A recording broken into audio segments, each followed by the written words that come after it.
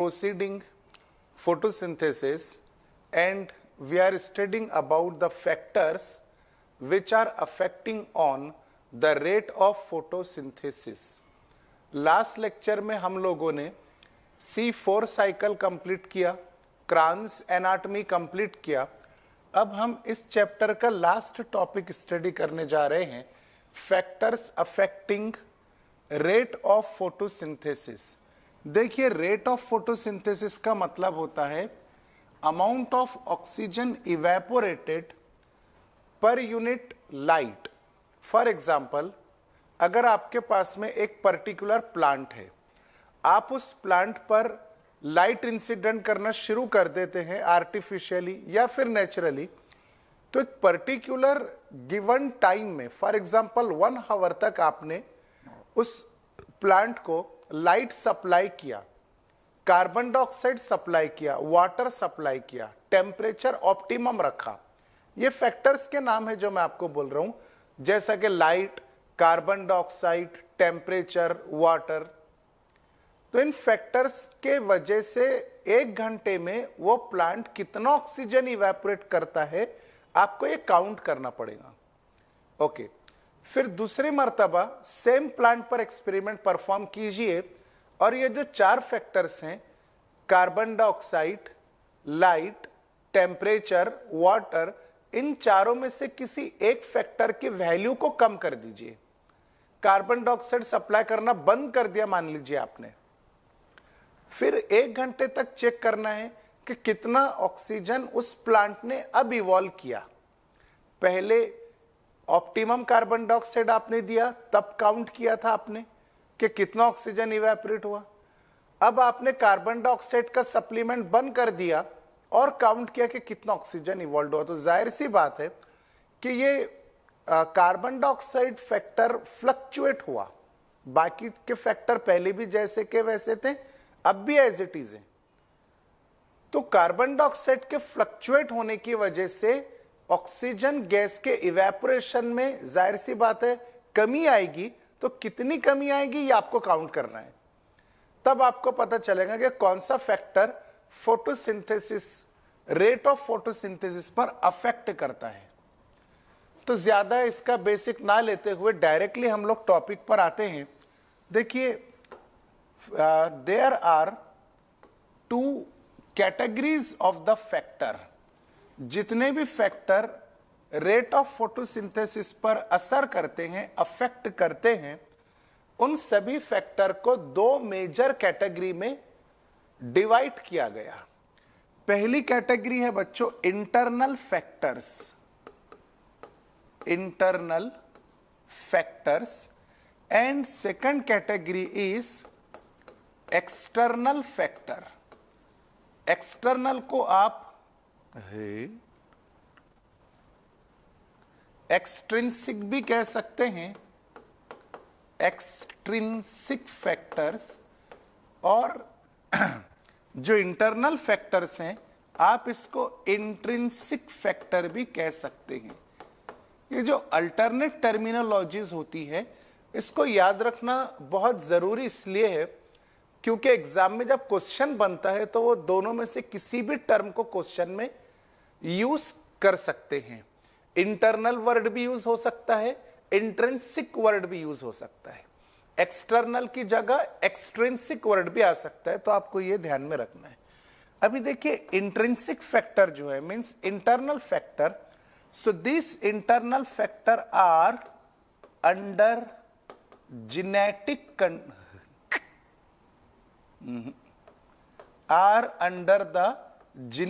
Control.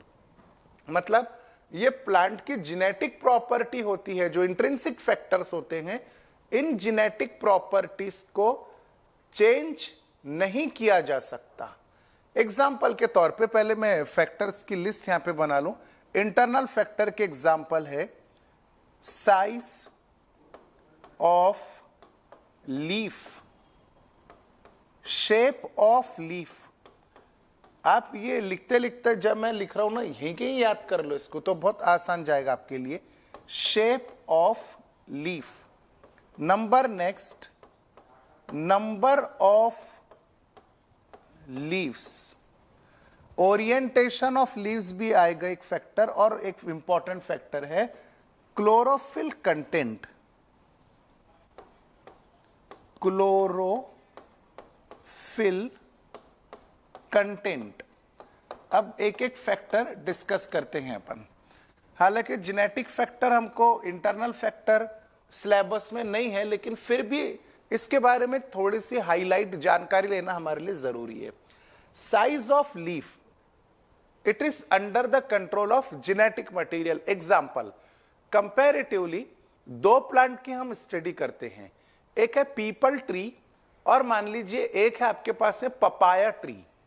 People और papaya, people का leaf तो सभी ने देखा होगा, उसका साइज आप अपने दिमाग में लाइए कितना साइज होता है, और पपाया ट्री का जो लीफ होता है बच्चों उसका साइज कितना बड़ा होता है। तो क्या आप पीपल ट्री के लीफ को पपाया के लीफ के जितना बड़ा बना सकते हैं? जी नहीं, क्योंकि वो पीपल ट्री के स्पेसीज का फैक्टर है, इंटरनल फैक्टर है, जेनेटिक फैक्टर है। अभी पीपल का एक लीफ और पपाया का एक लीफ, कौन दोनों में ज्यादा फोटोसिंथेसिस परफॉर्म करेगा? तो ऑफ कोर्स जिसका सरफेस एरिया बड़ा उसका रेट ऑफ फोटोसिंथेसिस ज्यादा, क्योंकि वो ज्यादा लाइट कैप्चर करेगा, ज्यादा कार्बन डाइऑक्साइड कैप्चर करेगा और ज्यादा ऑक्सीजन को इवेपोरेट करेगा। ठीक है, तो साइज ऑफ लीफ, जितना बड़ा लीफ रहेगा उतना रेट ऑफ फोटोसिंथेसिस ज्यादा, और ये जेनेटिक कंट्रोल में होता है। Second, shape of leaf. अभी वही एग्जांपल आप कंटिन्यू कीजिए, तो पीपल लीफ अगर आप स्टडी करेंगे तो पीपल लीफ का शेप बच्चों कुछ इस तरह से आता है। ओके, उसका अपेक्स इलोंगेटेड होता है, बीक लाइक स्ट्रक्चर। लेकिन पपाया का आप लीफ देखेंगे तो that is looks like this structure. Okay, so this shapes are also under the control of genetic material. आप कितने भी चाहें तो पीपल के लीफ का शेप चेंज नहीं कर सकते हैं, और ना ही पपाया का जो लीफ होता है उसका शेप चेंज कर सकते हैं, नहीं कर सकते। ठीक है, because they are genetic control. तो साइज हो गया, शेप हो गया। Next is number of leaves. Peepal tree, papaya tree, कौन से ट्री में नंबर ऑफ लीव्स ज्यादा हैं? तो आप जानते हैं कि पीपल में नंबर ऑफ लीव्स ज्यादा होते हैं, पपाया में नंबर ऑफ लीव्स बहुत कम होते हैं कंपैरेटिवली। लेकिन आप पपाया में नंबर ऑफ लीव्स बढ़ा नहीं सकते ना, और ना ही आप पीपल में नंबर ऑफ लीव्स को कम कर सकते हैं, because they are intrinsic factors. Chlorophyll content, देखिए पपाया का जो लीफ होता है वो डार्क ग्रीन होता है as compare to the greenness of the peepal leaf. दोनों को कंपेयर कीजिए तो पीपल का लीफ थोड़ा कम ग्रीन होता है as compare to the leaf of papaya. It means that in the leaf of papaya more amount of chlorophyll A and B are present, because chlorophyll A and chlorophyll B are responsible for green coloration, and in pipal leaf greenness is lower. It means that the amount of chlorophyll A and chlorophyll B are less in the leaf of pipal, or you cannot change the amount of chlorophyll content inside the leaves. So all these are the list of intrinsic factor, and they may affect the rate of photosynthesis. Okay, now we are moving to the second category, that are extrinsic factor, and these extrinsic factors or external factors are given in our syllabus. Okay, तो देखिए external factor का मतलब होता है बच्चों atmospheric factor, यानी ऐसे factor जो एटमॉस्फेयर में प्रेजेंट है। अब एटमॉस्फेयर में कौन से फैक्टर प्रेजेंट है? नंबर 1 लाइट, ये एटमॉस्फेरिक फैक्टर है। Number 2 dioxide, carbon dioxide, and third factor is temperature, humidity, all these are also present in the atmosphere, and next atmospheric factor is water. अभी आप लोगों को एक और पॉइंट ध्यान में रखना है कि among this 4 atmospheric factor, 3 atmospheric factor affect on the rate of photosynthesis directly and only 1 atmospheric factor affect on the rate of photosynthesis indirectly। 4 में से 3 फैक्टर ऐसे हैं जो रेट ऑफ फोटोसिंथेसिस पर डायरेक्टली अफेक्ट करते हैं, और वो 3 हैं light, carbon dioxide and temperature. तो ये 3 factors, all this 3 factors affect the rate of photosynthesis directly, therefore they are called as direct factor. ये एक बहुत इंपॉर्टेंट पॉइंट, ये ध्यान में रखना आपको। But water did not affect rate of photosynthesis directly. Water atmospheric factor है, water के कम हो जाने की वजह से या वाटर के ज्यादा हो जाने की वजह से रेट ऑफ फोटोसिंथेसिस पर फर्क पड़ेगा, लेकिन डायरेक्टली फर्क नहीं पड़ेगा, इनडायरेक्ट इफेक्ट होगा। तो water is one of the indirect factor which affect on the rate of photosynthesis। okay, so ये आपको बहुत अच्छे तरीके से ध्यान में रखना है। ये एक चार्ट बन गया, जैसे अपन क्लास के अंदर भी ड्रॉ करते थे फ्लो चार्ट, उसमें बहुत आसानी से आपके माइंड में प्रिंट बैठ जाती है और पूरा का पूरा याद हो जाता है। तो आप इसका एक स्नैपशॉट ले लीजिए, या फिर रजिस्टर पे लिख रहे होंगे तो रजिस्टर पे लिख लीजिए, फिर अपन कंटिन्यू करते हैं।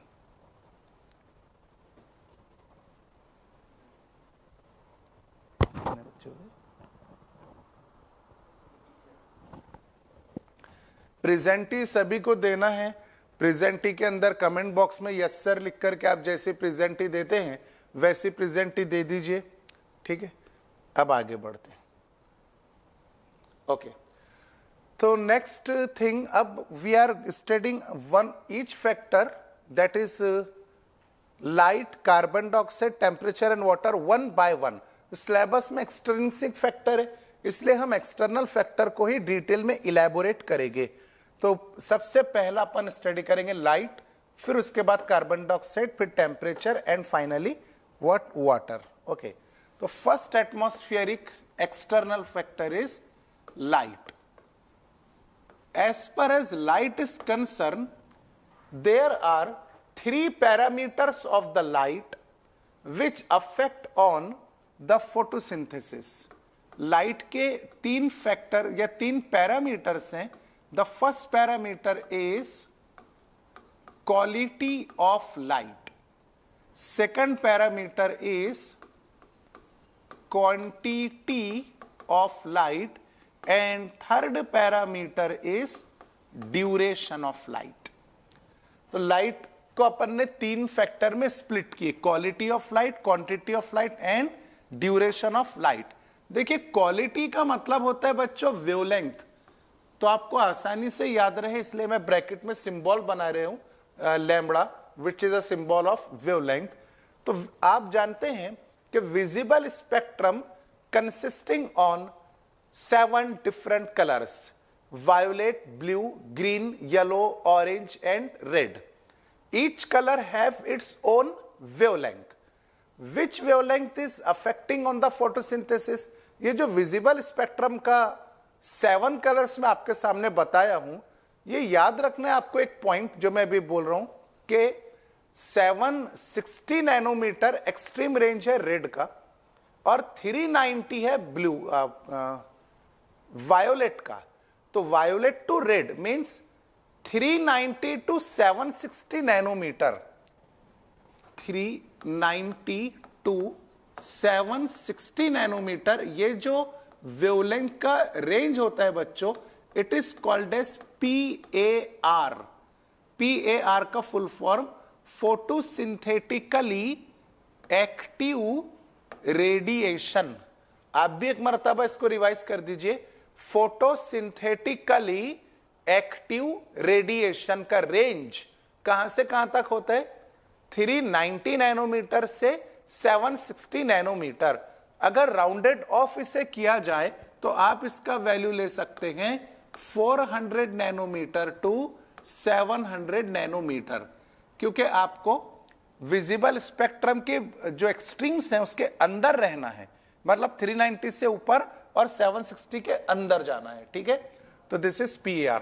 अब ये जो 7 वेवलेंथ हैं, violet, indigo, blue, green, yellow, orange, red, इसमें maximum rate of photosynthesis 2 wavelength पर होता है, red wavelength and blue wavelength.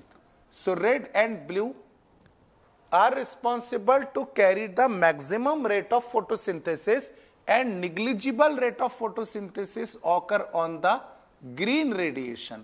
तो ग्रीन के बाद में मैंने डाउन एरो ड्रॉ कर दिया हूं, यानी ग्रीन पर रेट ऑफ फोटोसिंथेसिस कम हो जाएगा। रेड और ब्लू पर हम अप एरो ड्रॉ कर सकते हैं, यानी रेड और ब्लू पर रेट ऑफ फोटोसिंथेसिस इनहांस हो जाता है, इंक्रीज हो जाता है। तो ये एक फैक्टर हो गया। Second factor is quantity of light.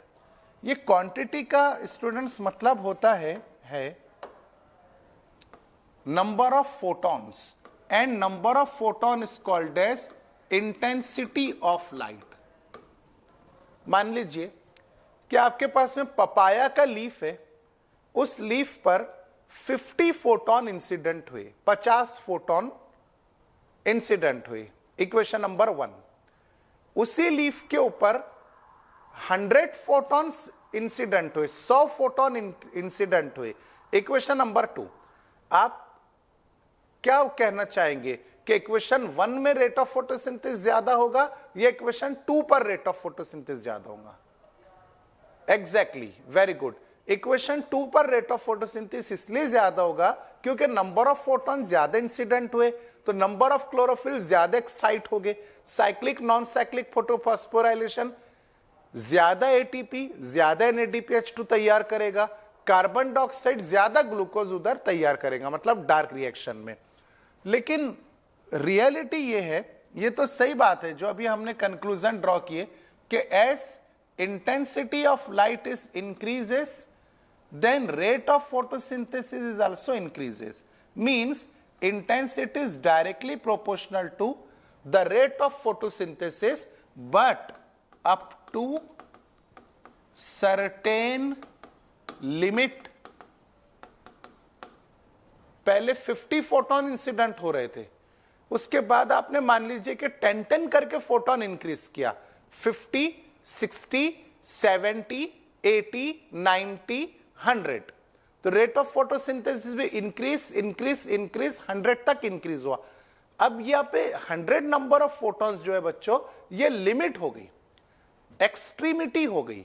अगर आप 100 के ऊपर और 10 फोटॉन इंसिडेंट करेंगे तो क्या होगा मालूम?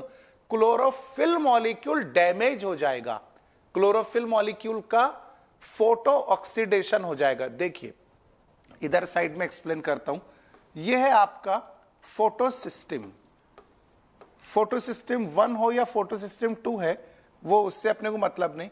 बीच में आपके पास में reaction centre, and this reaction centre you know it is always chlorophyll A molecule. Okay, अब इस क्लोरोफिल ए मॉलिक्यूल के सराउंडिंग में प्रेजेंट हैं बहुत सारे एक्सेसरी मॉलिक्यूल, जिन्हें आप नाम देते हैं antenna pigments. Antenna pigments are also called as light harvesting complexes। Exactly chlorophyll a को जिन पिगमेंट ने सराउंड किया, यानी बीच में क्लोरोफिल ए है और जस्ट उसके आसपास जो पिगमेंट्स हैं वो पिगमेंट होते हैं बच्चों कैरोटेनॉइड्स। कैरोटेनॉइड्स, और कैरोटेनॉइड्स का मैं एक फंक्शन यहां पे लिख रहा हूं। कैरोटेनॉइड्स का काम होता है प्रोटेक्शन, क्लोरोफिल ए को प्रोटेक्शन देते हैं, protection of chlorophyll A from, ये सबसे इंपॉर्टेंट पॉइंट है, इसको अच्छे से ध्यान से देखिए, फ्रॉम फोटो ऑक्सीडेशन डैमेज। और इसी से हमारा वो टॉपिक लिंक करता है। देखिए फॉर एग्जाम्पल आप देखते हैं कि कोई बहुत बड़े बड़े सेलिब्रिटीज होते हैं, जैसा कि हमारे बॉलीवुड के बादशाह शाहरुख खान साहब, जब वो किसी इवेंट के अंदर जाते हैं तो बहुत सारे बॉडीगार्ड्स, पब्लिक क्योंकि बहुत ज्यादा होती है तो बहुत सारे बॉडीगार्ड उनको सराउंड कर लेते हैं। क्यों सराउंड कर लेते हैं? ताकि पब्लिक जो मतलब उनके तरफ हाथ बढ़ाती है या लोग उनके तरफ मिलने के लिए आते हैं तो उनको बचाया जा सके पब्लिक से। ठीक है, सेम इसी तरह से यहां पे सेंटर में बच्चों क्लोरोफिल ए मॉलिक्यूल, जिसको आप कहते हैं रिएक्शन सेंटर, लाइट के फोटॉन्स इस क्लोरोफिल ए की तरफ कंटिन्यूअसली आ रहे हैं, लेकिन लाइट का फोटोन अगर क्लोरोफिल ए पर इंसिडेंट हो जाते हैं तो क्लोरोफिल ए मॉलिक्यूल डैमेज हो जाएगा and that damaging is called as photo oxidation. Photo oxidation. इसीलिए देखो कुदरत का निजाम जो है, नेचर ने क्या किया कि क्लोरोफिल ए को प्रोटेक्ट करने के लिए आसपास में कैरोटेनॉइड पिगमेंट को अरेंज कर दिया, कैरोटीन और ज़ैंथोफिल को। अब जब फोटोन आएगा तो पहले कैरोटीन पर गिरेगा, ज़ैंथोफिल पर गिरेगा और फिर उसकी एनर्जी क्लोरोफिल ए के पास में जाएगी। डायरेक्ट फोटोन क्लोरोफिल ए पर नहीं आ सकता, यानी क्लोरोफिल ए का फोटो ऑक्सीडेशन डैमेज नहीं हो सकता है। किसकी वजह से? कैरोटेनॉइड की वजह से। तो carotenoid provide protection to chlorophyll A molecule from photo oxidation damage. लेकिन अब क्या हुआ कि पब्लिक इतनी ज्यादा बढ़ गई कि बॉडीगार्ड कम पड़ गए। अब कुछ लोगों ने बॉडीगार्ड को ही पकड़ के खींच लिया और जो पर्सन है, जो सेलिब्रिटी है, उनसे आकर के मिलना शुरू हो गए, तो पर्सनालिटी को बहुत ज्यादा धक्के लगे, डैमेज हो गए वो। सेम इसी तरीके से मान लीजिए कि ये कैरोटेनॉइड तो इनकी जगह पर है, लेकिन फोटोन बहुत सारे आना शुरू हो गए। इंटेंसिटी आपने बढ़ाया ना, 50 से लेकर 10 करके 100 तक बढ़ाया, तब तक के कैरोटेनॉइड ने संभाल लिए, फोटोन को दूर रखे, क्लोरोफिल ए पर पहुंचने नहीं दिए। लेकिन अब एक्सट्रीम लिमिट से ज्यादा आपने और 10 फोटोन बढ़ा दिया, 110 टोटल फोटोन्स हो गए। तो कैरोटेनॉइड के बस में, कैरोटेनॉइड में अब इतनी ताकत नहीं है कि वो 110 फोटोन को रोक सके। कैरोटेनॉइड के बीच में से फोटोन आएगा और क्लोरोफिल ए को हिट करेगा, जिसकी वजह से क्लोरोफिल ए मॉलिक्यूल का क्या हो जाएगा बच्चों? Photo oxidation damage. और क्लोरोफिल ए का अगर फोटो ऑक्सीडेशन डैमेज हो गया तो लाइट रिएक्शन नहीं चलेगी, एटीपी एनएडीपीएच2 नहीं बनेंगे, कार्बन डाइऑक्साइड का रिडक्शन नहीं होगा, ग्लूकोज नहीं बनेगा, means rate of photosynthesis decreased due to damage in chlorophyll A molecule. तो अगर ये फैक्टर क्वांटिटी ऑफ लाइट को अपन ग्राफ के ऊपर रिप्रेजेंट करना चाहें तो यहां पर आपके पास में दो एक्सिस है। एक एक्सिस के ऊपर मैं यहां पे लेता हूं I, means intensity of light, और वाई एक्सिस के ऊपर अपन लेते हैं R, means rate of photosynthesis. Okay, so what is the nature of curve?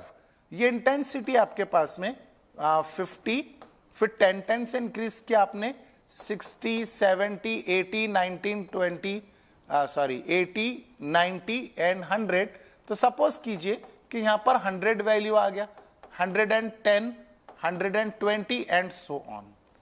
So as intensity increases, rate of photosynthesis also increases, but up to certain limit.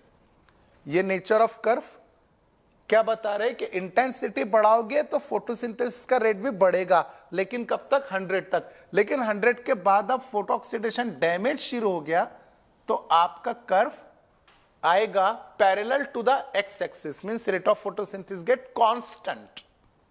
Okay, intensity second. And light का तीसरा parameter जो मैं यहां से रब किया था, that is duration of light. तो मैं उसको यहां पे लिख देता हूं, ड्यूरेशन।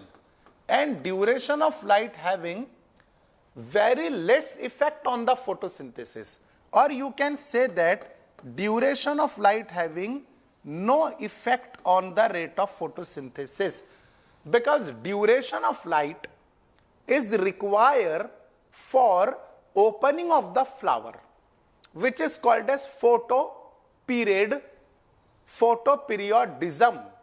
ये फिनोमिना का वर्ड बनाया गया फोटो पीरियड से। तो लाइट का जो ड्यूरेशन होता है उसका रिलेशन होता है ओपनिंग ऑफ फ्लावरिंग से, यानी फोटो पीरियोडिज्म से। ड्यूरेशन का रेट ऑफ फोटोसिंथेसिस पर ज्यादा फर्क नहीं पड़ता है। ओके, तो ये 3 फैक्टर्स हो गए लाइट से related. Now second atmospheric factor, carbon dioxide. Second atmospheric factor was carbon dioxide, which directly affect the rate of photosynthesis. Carbon dioxide is present in atmosphere approximately 0.03% to 0.04%. If the concentration of carbon dioxide is increases, then rate of photosynthesis also increases, because carbon dioxide is raw material for photosynthesis. Photosynthesis का equation आपने देखा, carbon dioxide plus water produces glucose and oxygen is also evaporated. ये theme है एक photosynthesis का। कहना यह चाहता हूं मैं कि फोटोसिंथेसिस में कार्बन डाइऑक्साइड और वाटर ये दोनों रॉ मटेरियल होते हैं, और आप जितना रॉ मटेरियल बढ़ाओगे उतना प्रोडक्ट बढ़ेगा, और प्रोडक्ट जितना बढ़ेगा मतलब ग्लूकोज और ऑक्सीजन बढ़ेगा, तो रेट ऑफ फोटोसिंथेसिस को क्या समझा जाएगा?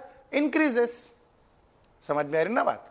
तो सेम इसी तरीके से carbon dioxide is present 0.03 to 0.04%, but if carbon dioxide is slightly increases up to 0.05%, then rate of photosynthesis also increases. लेकिन ये भी इंटेंसिटी ऑफ लाइट की तरह है कि एक लिमिट, ये लिमिट है, इस लिमिट तक कार्बन डाइऑक्साइड बढ़ेगा, रेट ऑफ फोटोसिंथेसिस भी ऑफ कोर्स बढ़ेगा। लेकिन अगर आप कार्बन डाइऑक्साइड को लिमिट से ज्यादा इंक्रीज करोगे तो फिर से ये डैमेजिंग इफेक्ट कॉज करेगा और रेट ऑफ फोटोसिंथेसिस को डिक्रीज कर देगा। तो up to this level rate of photosynthesis increases. यहां पे मैं एक लाइन लिखता हूं, आपको भी वो लिख लेना है, बियॉन्ड 0.05% इफ CO2 इंक्रीजेस के लिए मैं अप वाला एरो ड्रॉ करता हूं, beyond 0.05% if CO2 increases, then it will cause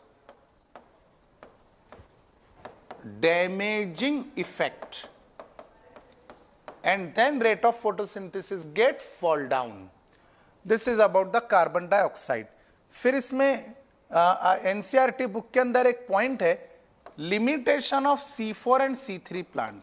तो C4 plant saturate at 360 microns per liter and C3 plant saturate up to 450 micron per liter। ये values आपको ध्यान में रखना है कि देखिए C4 का सैचुरेशन कम कॉन्सेंट्रेशन पर हो जाएगा, यानी कार्बन डाइऑक्साइड बढ़ता है बढ़ता है बढ़ता है 360 तक हो जाता है, तो अब C4 प्लांट का डैमेज हो जाएगा 360 के ऊपर। यह लिमिट है कार्बन डाइऑक्साइड का C4 के लिए, और यह लिमिट है कार्बन डाइऑक्साइड का C3 के लिए। अगर इससे ज्यादा 450 माइक्रोलीटर से ज्यादा एटमॉस्फेयर में कार्बन डाइऑक्साइड बढ़ेगा तो सैचुरेशन आ जाएगा C3 प्लांट में, यानी डैमेजिंग इफेक्ट शुरू हो जाएगा, रेट ऑफ फोटोसिंथेसिस के आगे फॉल डाउन होना स्टार्ट हो जाएगा। Okay, third factor which affect directly on the rate of photosynthesis is, third factor which is temperature.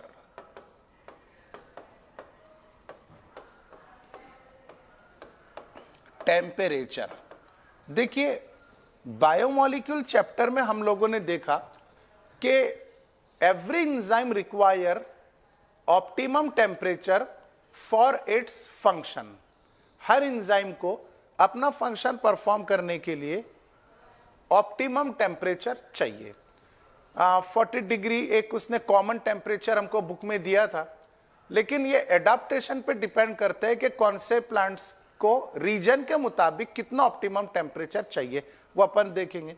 But temperature affect on the enzyme activity, और अगर एंजाइम बच्चों affected हो गया, अगर एंजाइम का स्ट्रक्चर डिस्ट्रक्ट हो गया, लॉस हो गया, तो वो एंजाइम बायोकेमिकल रिएक्शन परफॉर्म नहीं कर पाएगा। बायोकेमिकल रिएक्शन परफॉर्म नहीं होगी तो आपके प्रोडक्ट्स नहीं बनेंगे, आपकी रिएक्शन प्रोसीड नहीं होगी, जिससे rate of photosynthesis fall down हो जाएगा। ठीक है, तो temperature affect on enzyme activity, temperature affect on the enzyme activity. अभी देखिए कुछ प्लांट ऐसे हैं जो ट्रॉपिकल रीजन में रहते हैं और कुछ प्लांट ऐसे होते हैं जो टेम्परेट रीजन में रहते हैं। तो ट्रॉपिकल एक रीजन का नाम है, नेचुरली यहां पे टेम्परेचर ज्यादा होता है, तो प्लांट का एडाप्टेशन हो गया, प्लांट को आदत हो गई हाई टेम्परेचर को ऑप्टिमम टेम्परेचर एज्यूम करने का। ओके, तो ये हाई टेम्परेचर उन प्लांट्स के लिए ऑप्टिमम है जो ट्रॉपिकल रीजन में रहते हैं। इसी तरीके से टेम्परेट रीजन का नाम है, इस रीजन में जितने प्लांट्स होते हैं उनको आदत हो गई, एडाप्टेशन हो गया कि वो लो टेम्परेचर को अपना ऑप्टिमम टेम्परेचर मानते हैं। अगर आप टेम्परेट रीजन में एटमॉस्फेरिक टेम्परेचर बढ़ा दे तो ये ऑप्टिमम रेंज से ज्यादा हो जाएगा और rate of photosynthesis fall down हो जाएगा। लेकिन ये ज्यादा वैल्यू ट्रॉपिकल प्लांट्स के लिए ऑप्टिमम है। समझ रहे ना आप बात को? अगर इससे ज्यादा आपने टेम्परेचर बढ़ाया तो फिर एंजाइम का स्ट्रक्चर अफेक्ट होगा और रेट ऑफ फोटोसिंथेसिस डिक्रीज होना स्टार्ट हो जाएगा। So this is the third factor. देखिए लाइट हमने स्टडी किया, carbon dioxide and temperature, this three factor directly affect the rate of photosynthesis. अब चौथा फैक्टर है जो रेट ऑफ फोटोसिंथेसिस पर इनडायरेक्टली अफेक्ट करता है और उस फैक्टर का नाम है water. So water affect indirectly on the rate of photosynthesis. How indirectly? I am going to explain. Let us consider this is plant. Okay.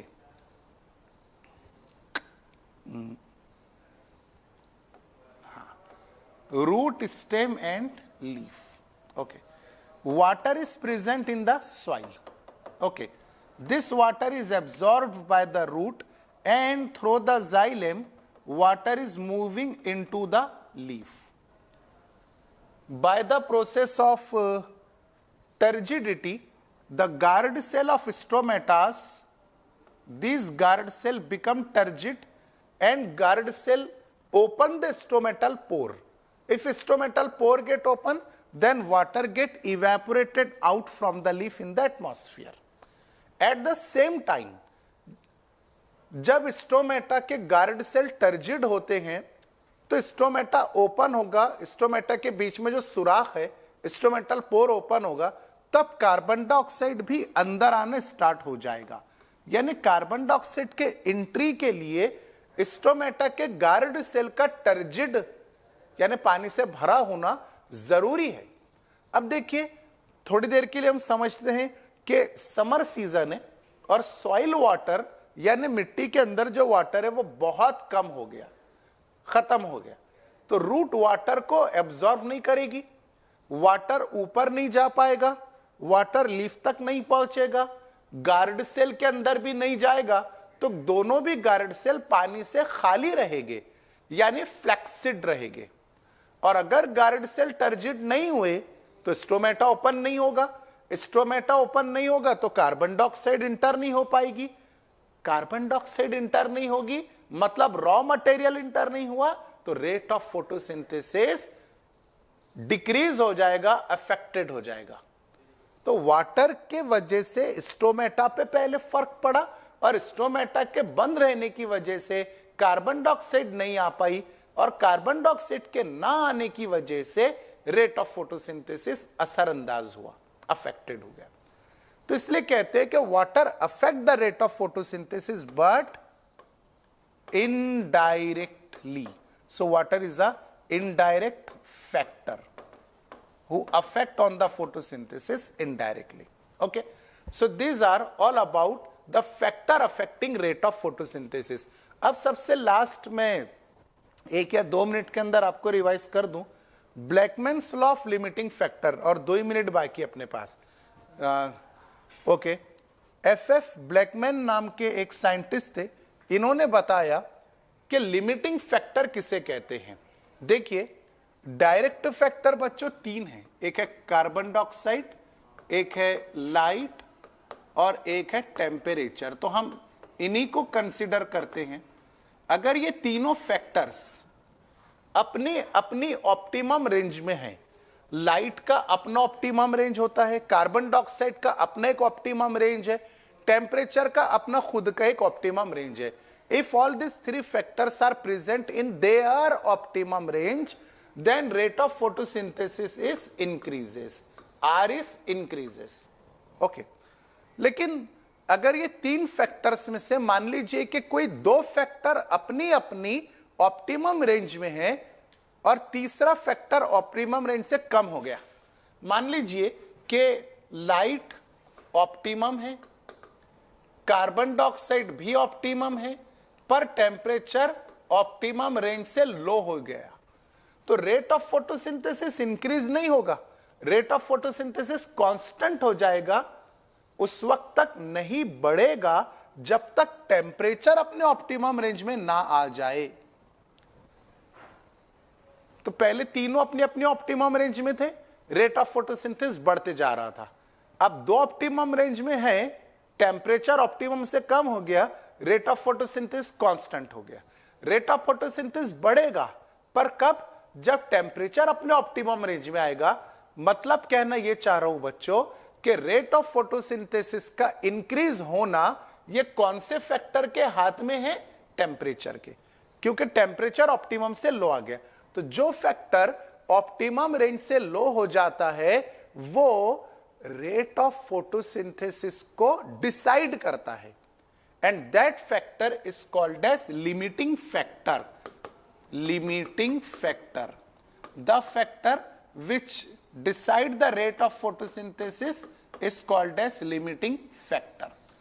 तो इस तरह से आप इसमें कोई भी चेंज कर सकते कि लाइट ऑप्टिमम है, टेम्परेचर ऑप्टिमम है, carbon dioxide less than optimum हो गया, कार्बन डाइऑक्साइड ऑप्टिमम है, टेम्परेचर ऑप्टिमम है, लाइट लेस देन ऑप्टिमम हो गया, कैसे भी आप चेंज कर सकते। बट जो फैक्टर अपने लिमिटेड रेंज से ऑप्टिमम रेंज से कम हो जाता है वही रेट ऑफ फोटोसिंथेसिस को डिसाइड करता है, और उसी फैक्टर को लिमिटिंग फैक्टर कहते हैं। यह लिमिटिंग फैक्टर का कंसेप्ट सबसे पहले ब्लैकमैन नाम के साइंटिस्ट ने दिया था, इसीलिए इसे कहते हैं Blackman's law of limiting factor. Okay, तो यहां पर बच्चों फोटोसिंथेसिस चैप्टर हमारा कंप्लीट हुआ। अब हम नेक्स्ट लेक्चर से स्टार्ट करेंगे नया चैप्टर ट्रांसपोर्ट इन प्लांट, जिसका एक इंट्रोडक्टरी लेक्चर जरूर हुआ, लेकिन मैं चाहता हूं कि और उसको एक बार रिवाइज करके पूरा चैप्टर हम continuous right from bottom to top study करें। Thank you very much.